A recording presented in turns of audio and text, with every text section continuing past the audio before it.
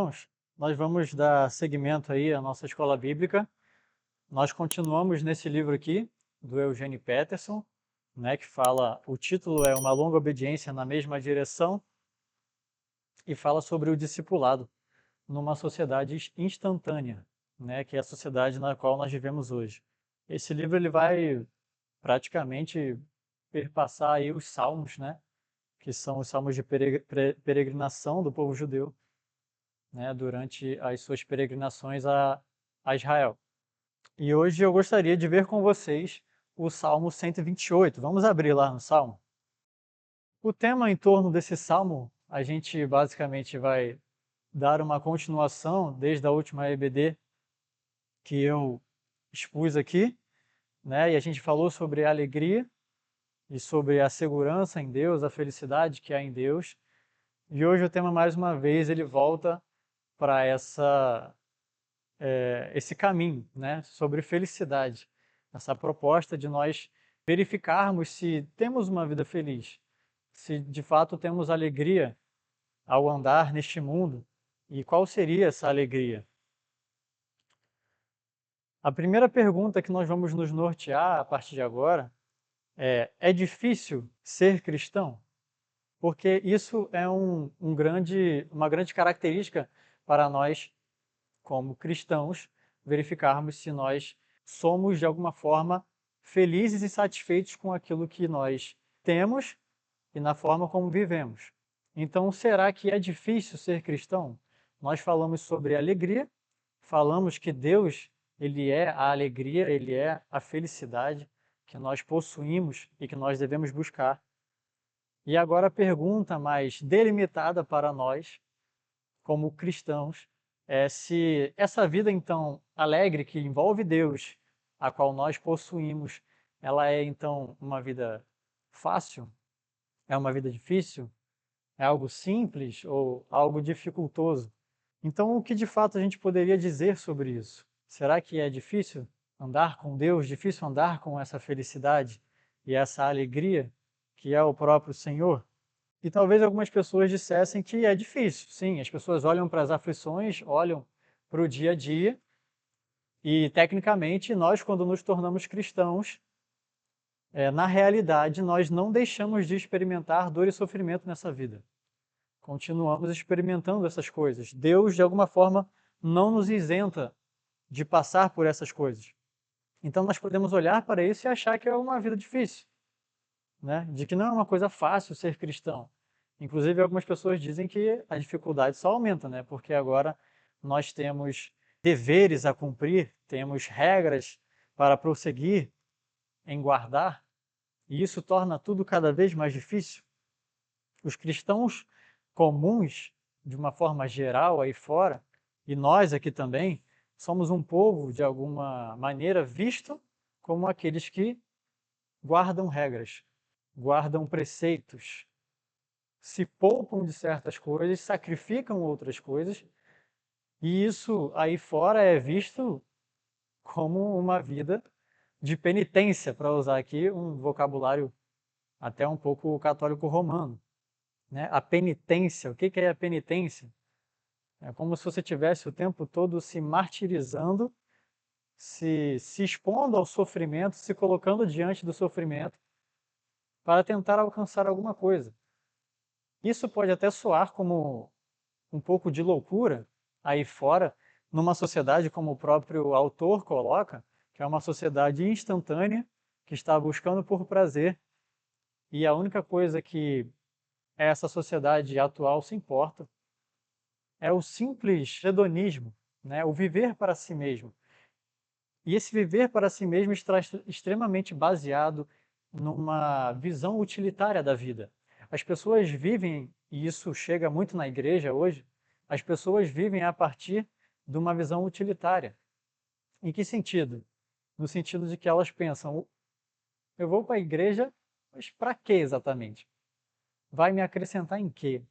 É útil em quê? Vai me beneficiar em quê? A sociedade que nós vivemos são pautadas por essas perguntas e por esses pensamentos. O que eu vou ganhar se eu fizer isto? E tudo isso, como eu disse, um povo como nós, nos colocarmos nessa sociedade, vivermos da forma como nós vivemos, acaba soando uma coisa meio martirizante, por causa das regras a quais nós nos submetemos. Então, assim, a partir disso, algumas pessoas acham que é difícil ser cristão. Elas olham e falam: eu não quero essa vida para mim. Eu quero continuar vivendo uma vida onde eu possa fazer o que eu quiser, na hora que eu quiser, quando eu bem quiser. Então, para elas pode parecer difícil ser cristão. Mas nós que conhecemos a mensagem da boa notícia, né, a boa nova, o evangelho que Deus traz para nós neste mundo de sofrimento, nós que conhecemos essa verdade revelada de Deus, nós sabemos que a alegria, a felicidade, ela está permeando essa vida de regras, de costumes, de preceitos e normas. O que eu quero dizer com isso? Pegando um gancho naquilo que eu tinha falado na aula passada. Em sã consciência, alguém que gosta tanto desta vida, eu vou estabelecer isso como um pressuposto para despertar essa ideia em vocês, alguém que gosta tanto de viver e alguém que gosta tanto dessa vida, vai tentar ao máximo seguir vivendo, certo? E é por isso que, pegando poucos exemplos aqui de segurança, nós colocamos o cinto no carro, né? Quando entramos no carro, temos que botar o cinto, né? Como quando vamos a um parque de diversão, também nos prendemos ao equipamento. Tudo isso é para a sua segurança. Em outras palavras, é para que você continue vivendo amanhã, ok? Nada errado aconteça. Então, assim, a segurança, as normas, os preceitos, aquilo que conhecemos por leis, elas estão aí para que a nossa vida continue a fluir do jeito que flui, para que nós continuemos aproveitando da vida e gozando dela dia após dia. É por isso que existem normas e regras e leis. E dentro disso que eu estou falando, o mais difícil, então, seria nós nos voltarmos contra isso. Seria nós desobedecermos isso. Porque a partir do momento que o mundo vira para nós e nos diz que, bom, vocês vivem uma vida quase de prisão, cheio de coisas a fazer, e a gente fala, bom, mas nós estamos nessa vida onde Deus nos dá segurança, Deus nos dá uma boa vida e nos dá uma vida constante. Diferente que se olharmos em oposição para os que estão lá fora, são pessoas com traumas, são pessoas com dores, são pessoas com marcas, e essas coisas não se fecham nunca. E as pessoas continuam abrindo as feridas que elas já tinham o tempo todo. As pessoas reincidem no erro a qual elas caíram uma semana atrás, ou um dia anterior. Ou seja, elas se prestam novamente a passar pelas mesmas coisas, buscando algo que elas já viram que não deu certo. E isso é simplesmente porque elas estão perdidas, estão desnorteadas. Elas não sabem por onde ir, não sabem o que fazer. Só que elas acham que sabem o que fazer, né? E esse é o grande problema. E por isso que eles veem as pessoas, os ímpios, né, como a Bíblia diz muito, eles veem isso como uma coisa que não faz nenhum sentido para eles. Mas nós, uma vez tendo sido iluminados, nós descobrimos que, na verdade, a boa vida é essa vida. A boa vida, ela não exclui a segurança, não exclui a garantia, não exclui as normas, leis e preceitos, mas, na verdade, ela as sustenta. Ocorre uma manutenção. E nós descobrimos isso, por exemplo, quando nós crescemos, né? Quando somos crianças, nós temos esse posicionamento de querer fazer o que quiser. Nós pedimos aos nossos pais, eu posso ir em tal lugar, 8 horas da noite, ele fala, não, você não vai, você vai ficar em casa. E quando nós crescemos e nós temos que ser os pais, ou nós temos que ser os responsáveis, nós entendemos do porquê que nós não poderíamos ter ido. O tanto de coisas que poderia acontecer se nós tivéssemos feito aquilo. ou tivéssemos estado com aquelas pessoas, ou naquele lugar, naquele instante.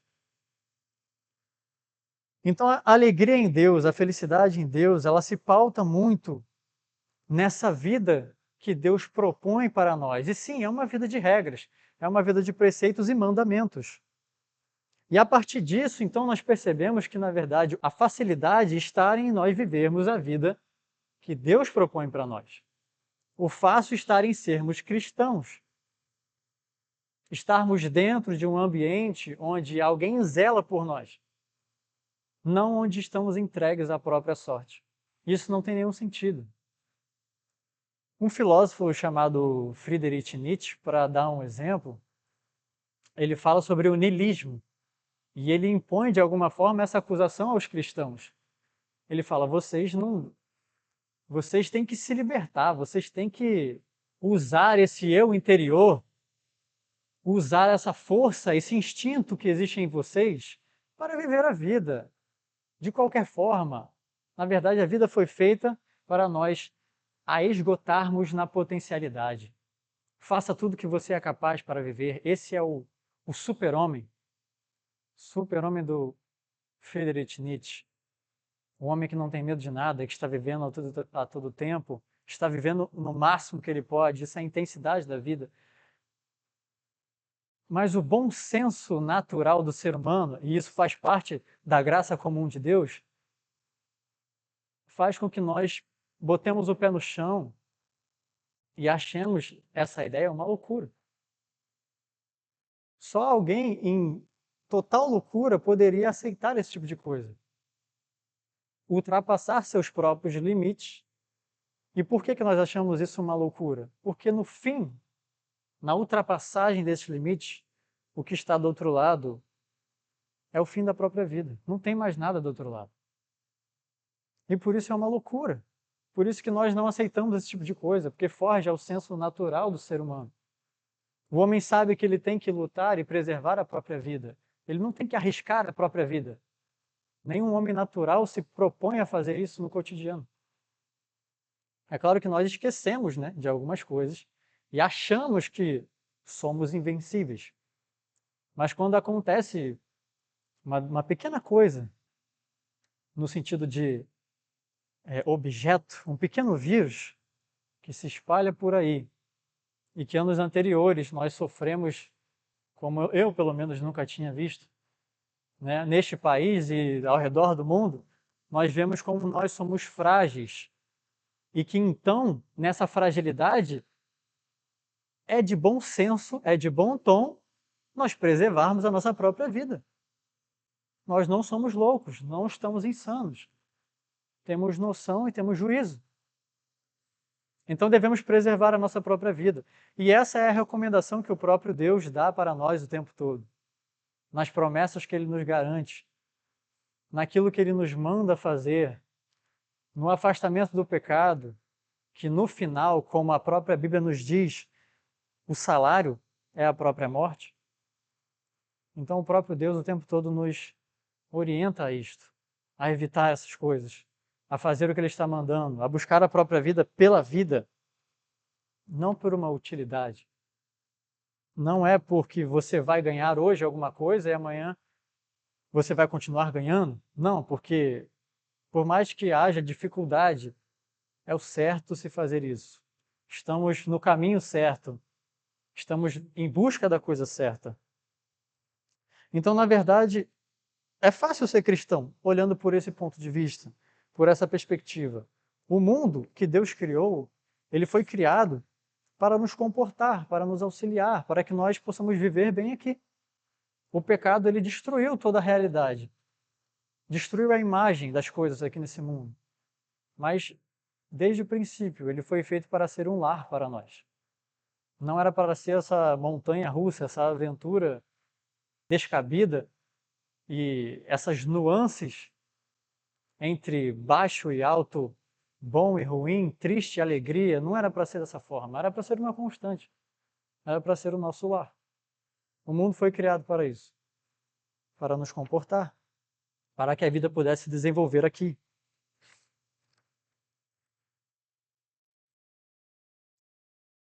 A partir disso, quando a gente vai para o Salmo 128, nós conseguimos ver então essa bem-aventurança. A criação como um projeto de Deus, como eu disse então, como algo que foi feito para ser um lar para nós, ela inclui o nosso bem-estar, inclui a nossa felicidade. A palavra que descreve então esse estado de felicidade, esse estado onde nós vivemos bem, temos bem-estar, ela é muito caracterizada na Bíblia por bênção. Somos abençoados. Ou algumas pessoas, né, colocam nos status por aí, o blessed. As pessoas são abençoadas. E esse é o bem-estar, né? É ter uma vida feliz. Se formos levar para um outro caminho, analisar de forma mais visível, o que é ter uma vida feliz? É ter uma vida onde você tem bem-estar, onde você está bem, onde você tem constante felicidade e as coisas fluem, as coisas seguem. Isso na Bíblia é chamado ou caracterizado pela bênção. E no caso aqui é a bênção de Deus. Deus nos abençoa, Deus nos concede a sua bênção e assim temos uma vida feliz, temos felicidade, estamos bem. Como foi dito na aula passada, ele é a nossa segurança. Jesus, em João capítulo 6, quando ele está falando sobre ser o pão do céu, ele basicamente está querendo dizer que ele é aquilo que aqueles discípulos naquele momento e quem estava ouvindo, ele era aquilo que eles precisavam. As pessoas corriam atrás de pão e ele falava: bom, mas o que que você prefere? Em termos extremamente simples, o que que você prefere? Você prefere ter o pão ou você prefere ter o padeiro? Em outras palavras, você prefere o pão e amanhã não vai ter mais. Ou você prefere alguém que saiba fazer o pão, porque todos os dias você terá pão. Essa é a diferença entre buscar a bênção e buscar o abençoador. Quando vivemos com Deus e temos a bênção de Deus, Deus ele está conosco. E essa bênção permanece conosco. O Salmo 128 ele começa com promessas descritivas. Né? A gente pode ver no verso 1 e 2 do Salmo 128, falando sobre a bem-aventurança, que também é traduzido como felicidade. E ele conclui com um pronunciamento vigoroso. No meio dessas promessas e desses pronunciamentos, há uma ilustração de bênção, por exemplo, que era muito significativa para o povo antigo, o povo hebreu principalmente, que é a bênção de Deus que caracteriza, como eu disse, uma boa vida. E no caso do povo de Israel, qual era essa bênção que nós vemos até com Raquel, quando ela é abençoada para casar com Jacó? Ela quer prosperar. Em que sentido? No sentido de ter uma descendência, no sentido de ter filhos. É isso que nós vamos ver no verso 3. O que ele promete: a sua esposa no interior da sua casa será como videira frutífera. Ou seja, a sua família vai ser grande, a sua descendência vai ser grande. E isso para eles significava que eles iriam perpetuar o seu nome sobre a terra. Ou seja, eles nunca passariam. A família iria se estender de gerações em gerações. Esse era o maior presente para eles. Essa continuidade, onde constantemente se via a bênção de Deus sustentando a família e a descendência. E a Bíblia está inteiramente repleta de bênçãos. Na criação, quando Deus cria o homem e a mulher, ele os abençoa. Com Abraão, quando ele decide prometer a Abraão que ele será uma grande geração e as famílias, os povos da terra serão abençoados por causa dele, Deus o abençoa. As tribos de Israel que recebem a bênção também é um exemplo, Davi e por aí vai. Nós vemos constantemente que essas pessoas, na qual Deus fez uma aliança com elas, elas poderiam se chamar bem-aventuradas. Elas teriam a provisão de Deus sobre a sua casa e sobre a sua vida. É claro que, como eu disse no início, nada é sem dificuldades. Há tristeza pelo caminho, há dor no caminho. Mas esse caminhar debaixo da bênção de Deus, ele é repleto de vida. Como a gente também disse na aula anterior sobre felicidade e alegria, essa dor ela está acompanhada de uma garantia final da bênção. A dor que no final será transformada em bênção. É a garantia de Deus para nós. No final, vai dar em bênção. E isso só faz sentido quando nos aliançamos com Deus, quando estamos debaixo da vida que Deus propõe para nós. E possuir a bênção de Deus não é uma questão de ter um bom dia, como eu disse, também enfatizando essa questão de continuidade. Não é ter um bom dia, não é ter um período de sorte, mas a bênção de Deus, ela caracteriza também um poder vital que enche a nossa alma. No sentido mais profundo, ou seja, nós gozamos da vida. Isso é o que está na primeira pergunta também, né, da Confissão de Westminster, do Catecismo, na verdade. Qual que é a finalidade do homem? E a resposta é gozar de Deus. Em outras palavras, né, relacionando com o que estamos dizendo, gozar da própria vida. Porque o Deus Todo-Poderoso, o único que existe, ele é a própria vida. Se existimos hoje, é porque existimos nele. Como o apóstolo Paulo diz, e Atos dos Apóstolos também vai dizer, nele vivemos, nos movemos e nós existimos. Porque todas as coisas são dele, por ele e para ele. Então ele é a vida, ele é a existência que concede a existência a tudo que existe. E nós só vivemos porque estamos nele. Ele é a própria vida. Então, nós gozarmos disso, temos o nosso espírito em paz, desfrutarmos dessa vida, é nos atentarmos e desfrutarmos do presente.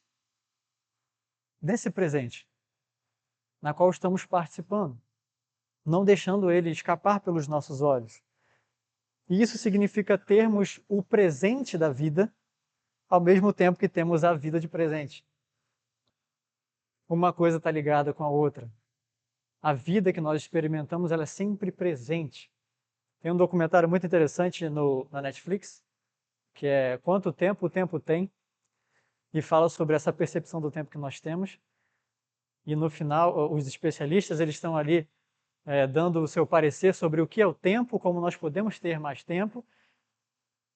E no final das contas, a resolução daquilo que estava sendo discutido, que é que o tempo que nós temos unicamente é o presente. O passado não temos, porque ele já foi. O futuro não temos, porque ele nunca chega. Porque quando o futuro chega, já é presente. Então só temos o presente. Então é esse presente, essa vida que nos foi dada agora, aqui e agora, na qual Deus nos chama aqui e agora para responder a Ele e nos colocarmos diante dele, essa vida é que nós devemos aproveitar e desfrutar com o nosso Criador. A bênção, ela também tem uma característica importante e que também é bem vista durante a Bíblia, que tem inerente a ela o poder de aumentar. É interessante que aquilo que Deus abençoa, aquilo que está por baixo da bênção de Deus, tem uma característica intrínseca que é multiplicar, aumentar. Ou seja, a ideia aqui é justamente multiplicação, né? Porque a gente vai vivendo, a gente aproveita o presente, e o que a gente faz desse presente? A gente, por profundamente gozar dele, nós tentamos compartilhar isso com outras pessoas. Tentamos aproveitar isso com outras pessoas. Quando nós queremos ir em algum lugar que nós gostamos muito ou queremos visitar, nós pensamos em levar alguém conosco. Não é tão legal assim quando você vai sozinho para algum lugar. Não é tão interessante. Nós queremos multiplicar isso com outras pessoas, queremos contar para outras pessoas, mas principalmente queremos viver isso com outras pessoas. Queremos compartilhar da mesma bênção, da mesma alegria, da mesma felicidade. A partir disso, João Calvino, ele pregando em Genebra, né, nas suas exposições na Suíça, ele critica o conceito do mundo sobre a vida feliz, que é totalmente contrário a tudo isso que estamos falando aqui. E qual é o conceito do mundo sobre vida feliz? Bom, basicamente consiste numa vida simplesmente de sossego, numa vida de honras e numa vida de grande riqueza. E sossego aqui, por exemplo, não é traduzido por paz. Ter paz não é diferente de ter sossego. Quer dizer, é diferente de ter sossego. Não é igual a ter sossego. Por quê? Porque o silêncio ele pode colocar fim no barulho. O silêncio ele pode acabar com as músicas ou os ecos desse mundo exterior, desse mundo material que nós vivemos. O silêncio pode acabar com isso. Mas uma alma que está inquieta dentro de si, ela não fica em paz, por mais que haja silêncio. Um exemplo disso é Davi. Davi estava no seu trono, era um rei. Tinha adulterado com uma mulher que não lhe pertencia. Mas ele fala no Salmo que a sua alma, os seus ossos, definhavam dia após dia. No seu palácio nada o abalava, ele estava sentado ali e quem ousasse perturbar a sua paz seria rapidamente retirado dali. Por favor, retire esse homem que ele está me importunando.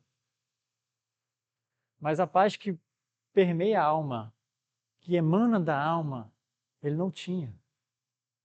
Ele estava inquieto, ele estava agitado, ele não conseguia descansar. E essa é a falsa paz que o mundo tenta propor para nós. Se nós conseguimos manter as coisas do lado de fora, ok, organizadas, significa que a vida também está ok e organizada. O que não necessariamente é verdade. E que, em muitos casos, constantemente não é verdade. O que é, na verdade, é uma falsa ilusão, uma falsa paz. Uma das passagens da Bíblia também no Antigo Testamento é quando dizem a paz, sendo que não há paz. O povo de Israel gritava isso o tempo todo. A paz, paz, estamos em paz. Mas estavam constantemente pecando contra Deus, desobedecendo a Deus, ignorando os seus preceitos. Então isso é uma das coisas que o mundo tenta propor como uma vida feliz.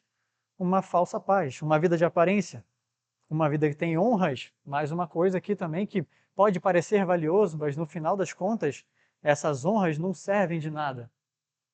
Não significam muita coisa.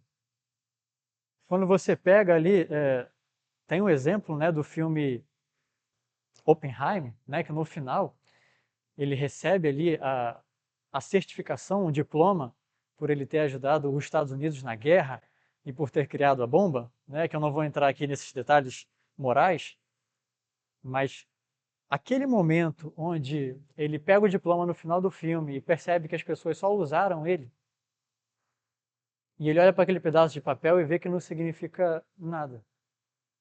Não significa nada, sabe? Ele só foi usado e quando ele não serviu mais, ele foi descartado. E em troca disso, ele recebeu um pedaço de papel. No fim das contas, é só isso. Essas são as honras que o mundo tenta nos oferecer e que não valem de nada. Assim que não formos, como eu disse, o mundo que é pautado pela utilidade, assim que nós não formos mais úteis, nós seremos descartados. E também a grande riqueza. Colocar o nosso apoio como vida feliz nas coisas materiais. Tendo dinheiro, tendo posses, tendo condições. E isso também não é de muita coisa, não é de muito valor. Tem uma história que o dono da empresa em que eu trabalho, ele sempre conta nas festas de fim de ano, que é que ele ganhou muito dinheiro, ficou rico na empresa que ele administrou e deu seguimento. E ele fala que a mãe dele chegou a um determinado momento onde ela pegou uma doença terminal. E ele fala essa seguinte coisa: ele fala, o meu dinheiro não serviu para nada. Eu tinha dinheiro e ele não me servia para nada. Eu não podia salvar a minha mãe com ele. Eu não podia fazer nada. Então é um desses também exemplos que nós percebemos que não vale muita coisa, não tem valor. Isso não pode pautar a nossa vida. Isso não pode ser confundido com felicidade. não pode ser algo que nós coloquemos como o fundamento da nossa alegria. Não pode, nós não podemos nos enganar a esse ponto. Não podemos nos deixar levar pela aparência. Como diz um provérbio muito conhecido, nem tudo que reluz é ouro. Ok? Nem tudo que reluz é ouro. Então, o meio constante do mundo que é usado para determinar essa vida feliz, e também nós podemos ver que é uma coisa que acaba acontecendo em proveito do outro. O mundo ele oferece essas coisas, ele dá esses indicadores para você se sentir bem, e normalmente isso é mantido através do roubo do outro. É o famoso, eu vou tirar daqui para botar aqui.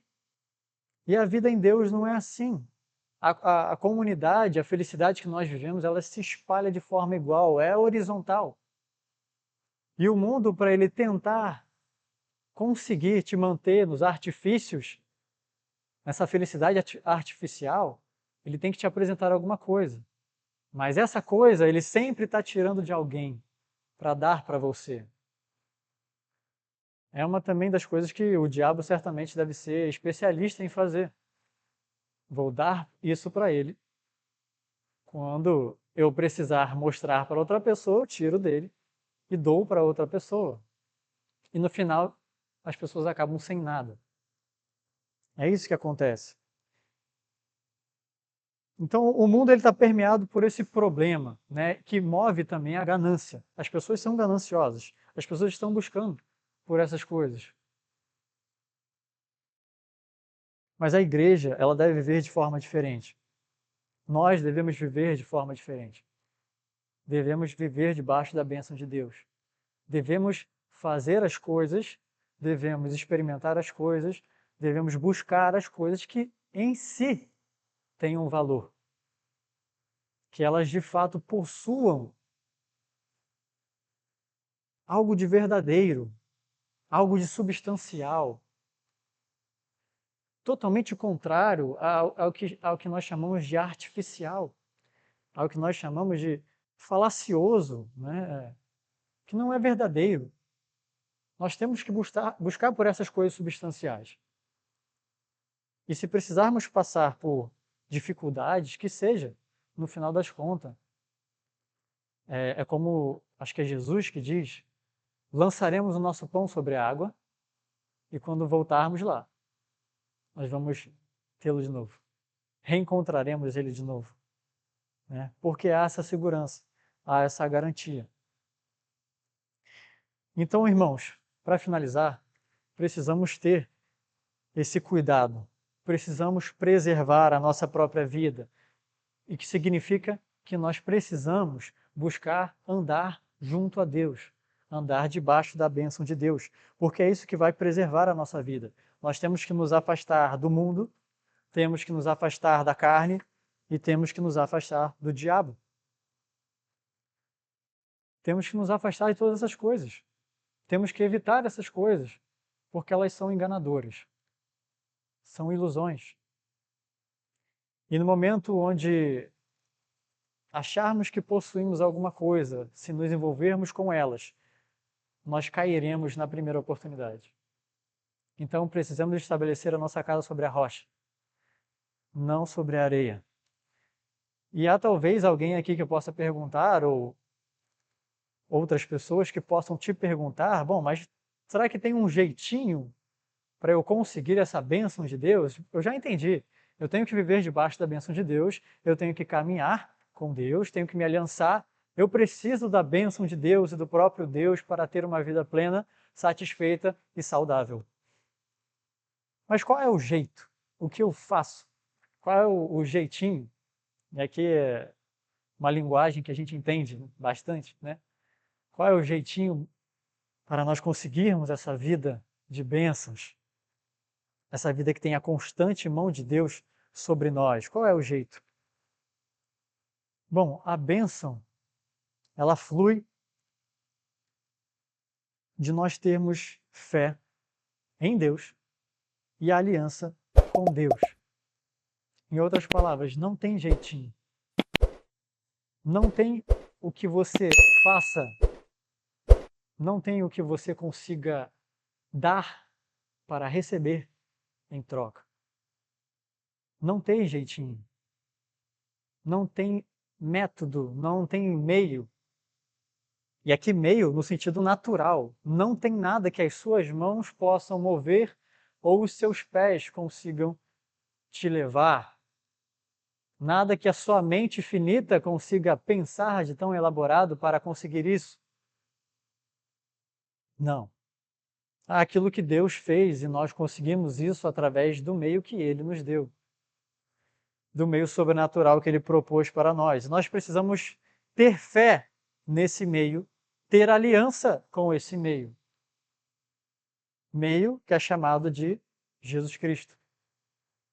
É aquilo que Jacó, de alguma forma, ele teve antecipadamente visto quando ele dormiu no deserto. Ele fala que sonhou e ele viu que tinha uma escada que juntava a terra e o céu. Quem era a escada? Quem era esse meio que estava ligando os homens com Deus? Jesus Cristo. Nós precisamos ter fé nele e aliança com ele. Devemos temer a Deus e viver uma vida cristã. E nada disso, irmãos, é difícil de entender. Nós conseguimos entender isso muito facilmente. O que nos falta? É a pergunta que fica para nós hoje. O que ainda nos falta para viver esta vida, se não simplesmente responder positivamente a ela? Porque os meios, o próprio Deus já providenciou todos eles. Não há mais nada que nos mantenha distante ou longe dessa plena vida que há nele. Não há mais nada. Então, o que nos falta? Bom, por mais que você talvez ainda não se sinta vivendo esta vida ou não se sinta apto para isso, certamente há diversos fatores que não vão nos permitir sermos perfeitos ou sermos infalíveis nesse caminho que Deus propõe para nós. Mas como eu estou dizendo desde o início, a partir de tudo isso que nós vimos aqui agora, o nosso bom senso, nosso instinto natural por segurança e busca pela felicidade, a partir de todas essas informações, não tem outra alternativa se não for seguir e aceitar e se aliançar com esse Deus, porque ele é melhor do que qualquer coisa que nós possamos encontrar por aí, não apenas neste universo, neste planeta, nesta realidade, mas em qualquer realidade. Se outras realidades existissem, e de fato existem, né? O mundo sobrenatural existe, em todas as realidades existentes, esse Deus é aquilo que todas essas criaturas estão procurando e precisam para viver. Então não busque a felicidade por caminhos tortuosos, irmãos. Não se engane. Não se deixe levar por uma aventura aí fora. Mas permaneça firme naquilo que Deus prometeu. Permaneça crendo. Permaneça nessa rocha, porque é o lugar seguro. É seguro. Para finalizar, nós podemos lembrar de os discípulos no mar da Galileia, e os ventos batiam, o barco se levava de um lugar para o outro, e eles, aterrorizados, e o que eles gritavam? Vamos morrer. Chegou o dia, é hoje. Não há mais o que fazer. Cada um clame pelo seu Deus. E então, o homem que está dormindo naquele barco se levanta, vai até o lado de fora e fala: acalme, mar e tempestade, pare, né? Como nós cantamos aqui muitas vezes, cesse, e tudo se acalma. E eles ficam espantados. Então eles falam: quem é esse que até as ondas e o mar lhe obedecem? Quem é esse? é o Deus Todo-Poderoso, é o nosso Senhor, é o nosso Salvador, é a nossa rocha firme, o Santo de Sião, o monte inabalável. É nele que nós temos que estar. Amém?